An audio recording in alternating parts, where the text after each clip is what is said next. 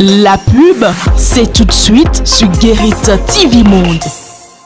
Vous avez besoin d'un espace publicitaire pour faire connaître votre société ou vos produits? Seul Guérit TV Monde peut vous satisfaire. Pour tout renseignement, contactez le 00229 91 19 10 10. Guérit TV Monde, le leader des web TV.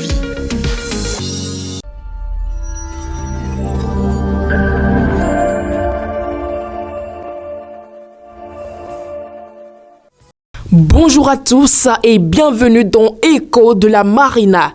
Le président de la République a reçu pour la première fois depuis les élections législatives du 8 janvier 2023 le président du parti politique de l'opposition, les démocrates, Eric Houndété, en audience ce lundi 24 avril 2023 au Palais de la Marina.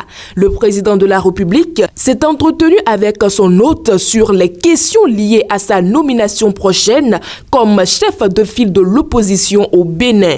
Les deux personnalités ont saisi cette occasion pour échanger sur d'autres sujets, dont notamment la situation des producteurs de soja et de cajou, la proposition de loi d'amnistie dont l'opposition est l'initiatrice. À sa sortie de l'audience, l'honorable Eric Houndété a confié à la presse ce qui suit. Je le cite: « Au-delà de cette question, nous avons abordé avec le chef de l'État les questions liées aux libertés, nos camarades qui sont en prison, nos frères qui sont en exil, d'autres camarades qui sont sortis de prison, mais dont la situation judiciaire n'est pas soldée et qu'il fallait trouver une solution à cela. » Fin de citation, a-t-il révélé à la presse. Sur la question des militants sortis de prison et dont la situation judiciaire reste à clarifier, le président Patrice Talon a tenu à rassurer son hôte de ce que les services judiciaires sont à pied d'œuvre pour régler la question. En ce qui concerne la proposition de loi d'amnistie initiée par le parti Les Démocrates, le chef de l'État, par respect de la séparation des pouvoirs, laisse les députés à l'Assemblée nationale s'occuper de la question. Ces francs échanges entre le futur chef de file de l'opposition et le président de la République sont de bon augure pour le renforcement du dialogue politique.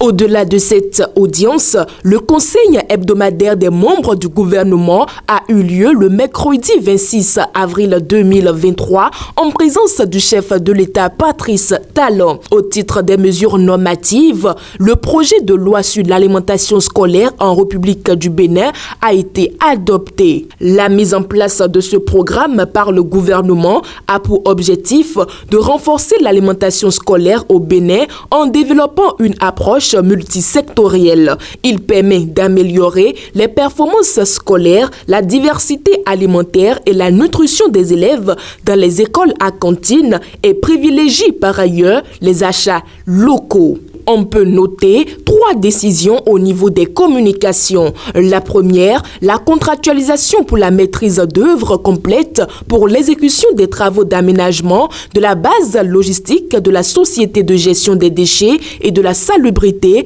SGDS SA. Les travaux qui seront réalisés visent à répondre efficacement aux besoins de la société, en l'occurrence de sa base logistique, au fait d'optimiser le niveau de service en toute saison, en raison notamment de la dégradation avancée des voies d'accès liées au flux des véhicules. Deuxième point au niveau de la communication, la contractualisation avec divers hôpitaux et fondations dans le cadre des évacuations sanitaires des patients béninois. La mise en place est suivie d'un système intégré d'information, de gestion de l'archivage et de la communication en imagerie médicale dans des formations sanitaires du Bénin. Et pour finir avec les communications, les membres du gouvernement ont également opté pour la mise en place d'un pôle d'excellence en oncologie médicale au Centre national hospitalier hospitalier universitaire Hubert Koutoukou Maga et au centre hospitalier universitaire de la mère et de l'enfant Lagune. Nous finissons avec les mesures individuelles où Chegoum Bakari est nommé ministre conseiller aux investissements du président Patrice Talon exactement une semaine après le remaniement ministériel fait par le chef de l'État Patrice Talon. Des nominations ont également été prononcées au ministère de la Santé et au ministère des Enseignements secondaires, techniques et de la formation professionnelle. Amis internautes de Guérit TV Monde, voilà tout pour les échos de la Marina de cette semaine. À samedi prochain.